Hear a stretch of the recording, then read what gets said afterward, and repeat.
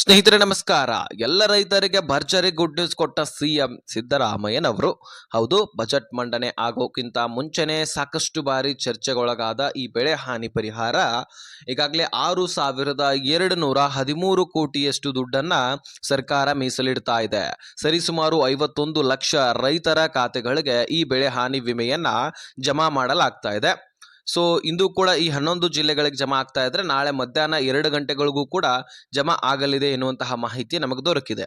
ಹೌದು ಸ್ನೇಹಿತರೆ, ಬಹಳಷ್ಟು ಫಲಾನುಭವಿಗಳು ಇಂದು ಜಮಾ ಆಗತ್ತೆ, ನಾಳೆ ಜಮಾ ಆಗತ್ತೆ ಅಂತ ಕಾಯ್ತಾನೆ ಇದ್ರಿ. ನೀವು ತಲೆ ಕೆಡಿಸ್ಕೊಳ್ಳುವಂತಹ ಅವಶ್ಯಕತೆ ಇಲ್ಲ. ಎಲ್ಲ ರೈತರ ಖಾತೆಗಳಿಗೆ ಈಗ ದುಡ್ಡು ಜಮಾ ಆಗಲಿಕ್ಕೆ ಪ್ರಾರಂಭವಾಗ್ತಾ ಇದೆ.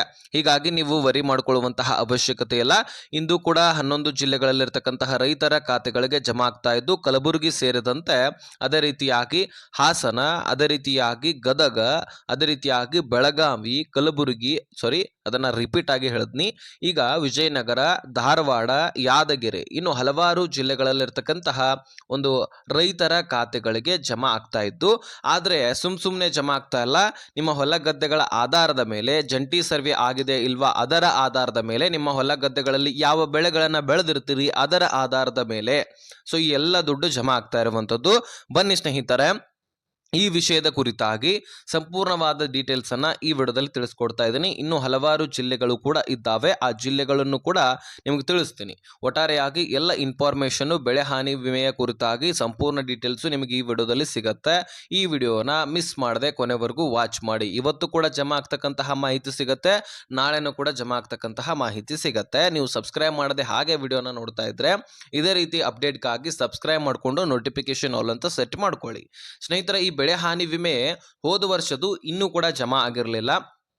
ಹೌದು, ಕಾರಣಾಂತರಗಳಿಂದ ಅದು ಜಂಪ್ ಆಗ್ತಾನೆ ಬರ್ತಾ ಇತ್ತು. ಅದರಲ್ಲಿ ಈಗಾಗಲೇ ಕಬ್ಬಿನ ಬೆಲೆಗಳು ಕೂಡ ಏರಿಕೆ ಆಗಿದ್ವು. ನಿಮಗೆ ಗೊತ್ತಿದೆ ರೈತರ ಸ್ಟ್ರೈಕ್ ಯಾವ ರೀತಿಯಾಗಿ ಮಾಡ್ತಾರಂತ. ಸೊ ಅದನ್ನ ಸರ್ಕಾರದ ಚಳಿನೇ ಬಿಡಿಸ್ಬಿಟ್ರು ಅನ್ಬಹುದು ನೋಡಿ. ಯಾಕಂದ್ರೆ ರೈತರಿಗೆ ಎಲ್ಲ ಸಾಮಾನ್ಯ ಪ್ರಜೆಗಳು ಕೂಡ ಬೆಂಬಲವನ್ನ ತೋರಿಸಿದ್ರು.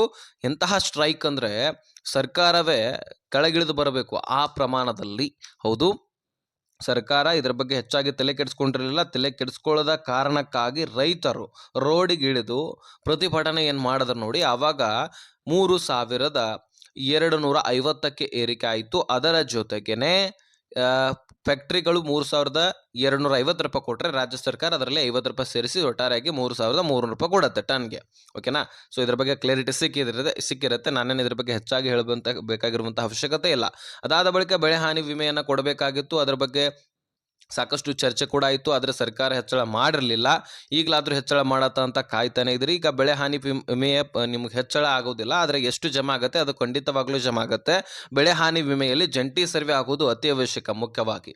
ಹೌದು, ಈಗಾಗಲೇ ಯಾರು ಫಸಲ್ ಬಿಮಾ ಯೋಜನೆಯಲ್ಲಿ ಫಲಾನುಭವಿಗಳಿದ್ರು ಅವರಿಗೆ ಕೇಂದ್ರ ಸರ್ಕಾರ ದುಡ್ಡು ಕೊಟ್ಟರೆ, ಈಗ ನಮ್ಮ ರಾಜ್ಯದಲ್ಲಿ ಬೆಳೆ ಹಾನಿಯಾಗಿತ್ತು ಅದರ ಒಂದು ಪರವಾಗಿ ಈಗ ಸರ್ಕಾರ ರೈತರಿಗೋಸ್ಕರ ಪಣ ತೊಡಲೇಬೇಕು, ರೈತರಿಗೋಸ್ಕರ ಏನಾದರೂ ಮಾಡಲೇಬೇಕಲ್ವಾ. ಹೀಗಾಗಿ ಬಜೆಟ್ ಮಂಡನೆಗಿಂತ ಮುಂಚಿತವಾಗಿ ರೈತರಿಗೆ ಏನೇನು ಒದಗಿಸಿಕೊಡಬೇಕು, ರೈತರ ಬಗ್ಗೆ ಸಾಕಷ್ಟು ಚರ್ಚೆಗಳಾಗ್ತವೆ. ರೈತರ ಸಮಸ್ಯೆಗಳೇನಿದಾವೋ ಅವುಗಳನ್ನು ಯಾವ ರೀತಿಯಾಗಿ ಬಗೆಹರಿಸಬೇಕು, ಅದೇ ರೀತಿಯಾಗಿ ಕಬ್ಬಿನ ವಿಷಯವಾಗಿಯೂ ಕೂಡ ಸಾಕಷ್ಟು ಚರ್ಚೆ ಆಗಿದೆ. ಅದನ್ನು ಯಾವ ರೀತಿಯಾಗಿ ಬೆಳಿಬೇಕು, ಯಾವ ರೀತಿಯಾಗಿ ಫಲವತ್ತತೆಯಾಗಿ ಬೆಳಿಬೇಕು, ಹೆಚ್ಚಿನ ಪ್ರಮಾಣದಲ್ಲಿ ಫಲ ಸಿಗಬೇಕು ಅಂದರೆ ನಾವು ಏನೇನು ಕ್ರಮವನ್ನು ಕೈಗೊಳ್ಳಬೇಕು, ಏನೇನು ನಾವು ಔಷಧಿಗಳನ್ನು ಯೂಸ್ ಮಾಡ್ಕೊಳ್ಬೇಕು, ಅದರೆಲ್ಲದರ ಬಗ್ಗೆ ಚರ್ಚೆ ಆಗ್ತಾ ಇತ್ತು. ಒಟ್ಟಾರೆಯಾಗಿ ರೈತರ ಕುರಿತಾಗಿ ಬಹಳಷ್ಟು ಚರ್ಚೆ ಆಗಿದೆ. ಅದೇ ರೀತಿಯಾಗಿ ಬೆಳೆ ಹಾನಿ ವಿಮೆಯನ್ನು ಕೊಡಬೇಕು ಅನ್ನುವಂತಹ ಒಂದು ಮನವಿ ಕೂಡ ಇತ್ತು. ಹೀಗಾಗಿ 51 ಲಕ್ಷ ರೈತರ ಖಾತೆಗಳಿಗೆ 6,213 ಕೋಟಿ ಮೀಸಲಿಟ್ಟು ಆ ದುಡ್ಡನ್ನು ಈಗ ಜಮಾ ಮಾಡಲಿಕ್ಕೆ ಪ್ರಾರಂಭಿಸಿದ್ದಾರೆ. ಜೊತೆಗೆ ಈಗಾಗಲೇ ನಾನು ಹೇಳಿರುವಂತೆ ಸಾಕಷ್ಟು ಜಿಲ್ಲೆಗಳನ್ನು ಹೇಳಿದ್ದೀನಿ. ಉದಾಹರಣೆಗೆ ಕಲಬುರಗಿ, ಗದಗ, ವಿಜಯನಗರ, ಬೀದರ, ಕೊಪ್ಪಳ, ಬೆಳಗಾವಿ, ಉತ್ತರ ಕನ್ನಡ, ದಕ್ಷಿಣ ಕನ್ನಡ, ಈ ರೀತಿ ಅನೇಕ ಜಿಲ್ಲೆಗಳನ್ನು ಹೇಳಿದ್ದೀನಿ. ಎಲ್ಲ ಜಿಲ್ಲೆಗಳಲ್ಲಿ ಕೂಡ ಒಂದು ಜಂಟಿ ಸರ್ವೆ ಆಗುತ್ತೆ. ಆ ಜಂಟಿ ಸರ್ವೆಯಲ್ಲಿ ಯಾವ ಫಲಾನುಭವಿಗಳು ವೆರಿಫಿಕೇಶನ್ ಆದ ತಕ್ಷಣ ಎಲಿಜಿಬಲ್ ಇರ್ತಾರೋ ಅವರೆಲ್ಲರ ಖಾತೆಗಳಿಗೆ ದುಡ್ಡು ಜಮಾ ಆಗುತ್ತೆ. ಸೊ ನಿಮ್ಮ ಪಹಣಿಗೆ ಆಧಾರ್ ಕಾರ್ಡ್ ಲಿಂಕ್ ಆಗಿದೆ ಅನ್ನೋದು ಕೂಡ ಬಹಳ ಅತ್ಯವಶ್ಯಕ ಆಗುತ್ತೆ.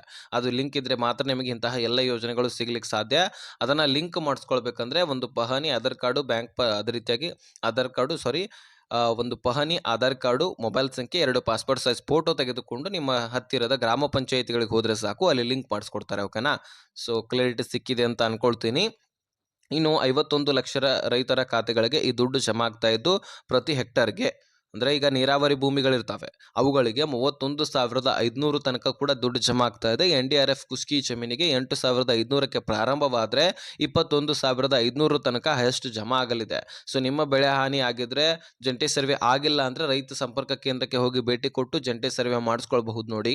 ಸೊ ಯಾರ್ಯಾರು ಬೆಳೆಗಳನ್ನು ನಾಶ ಆಗಿದೆ ಈ ರೀತಿ ಕೆಲಸ ಮಾಡಿಕೊಂಡು ದುಡ್ಡನ್ನು ಪಡ್ಕೊಳ್ಬಹುದು. ನಿಮಗೋಸ್ಕರ ಸರ್ಕಾರ ಈ ಸಾರಿ 6,213 ಕೋಟಿ ಮೀಸಲಿಟ್ಟಿದ್ದು ನಿಮ್ಗೆ ದುಡ್ಡನ್ನು ಕೊಡ್ತಾ ಇದೆ. ಅದನ್ನು ಪಡ್ಕೊಳ್ಳುವಂತಹ ಕೆಲಸ ನಿಮ್ದಾಗಿರುತ್ತೆ. ಓಕೆನಾ. ಸೊ ನಾನು ಕೊಡುವಂತಹ ಇನ್ಫಾರ್ಮೇಷನ್ ಅಂತ ಕೊಂಡಿದ್ದೀನಿ. ನಾಳೆ ಕೂಡ ಜಮಾ ಆಗುತ್ತೆ, ನಾಡದು ಕೂಡ ಜಮಾ ಆಗುತ್ತೆ. ಒಟ್ಟಾರೆಯಾಗಿ ಎಲ್ಲರಿಗೂ ಕೂಡ ಕ್ಲಿಯರ್ ಆಗುವ ತನಕ ಜಮಾ ಆಗುತ್ತೆ. ಓಕೆನಾ. ಇನ್ನು ಏನೇ ಕ್ವಶನ್ಸ್ಗಳಿದ್ರು ಡಿಸ್ಕ್ರಿಪ್ಷನಲ್ಲಿ ಇನ್ಸ್ಟಾಗ್ರಾಮ್ ಲಿಂಕ್ ಇರುತ್ತೆ, ಅಲ್ಲಿಂದ ನೀವು ನನಗೆ ಮೆಸೇಜ್ ಮಾಡ್ಬೋದು. ನಾನು ಖಂಡಿತವಾಗ್ಲೂ ರಿಪ್ಲೈ ಕೊಡ್ತೀನಿ. ಇದಾಗಿತ್ತು ಇನ್ಫಾರ್ಮೇಷನ್. ವಿಡಿಯೋ ಅರ್ಥ ಆಗಿದ್ರೆ ನೆಕ್ಸ್ಟ್ ಮಾಹಿತಿಯಲ್ಲಿ ಸಿಗೋಣ. ಅಲ್ಲಿ ತನಕ ಬಾಯ್ ಬಿಡಿ ಫ್ರೆಂಡ್ಸ್.